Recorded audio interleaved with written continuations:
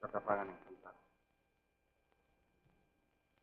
Ang baril ay parang kasangkapan lang. Maaaring gamitin kabutihan o kasama. Ang sino mo magpadala sa kapangyarihan ng baril ay unti-unting nababaon sa sarili niyang karasa hanggang hindi na siya makaawa at tuluyang mawasak ang anumang nalalabing kabutihan at karangalan sa kanyang pagkatao.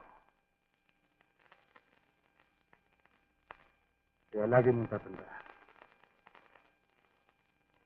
ang baril ay isang mabuti at masunuring na ligay. Ngunit masama at malupit na Panginoon. Matapang pala tatay ko.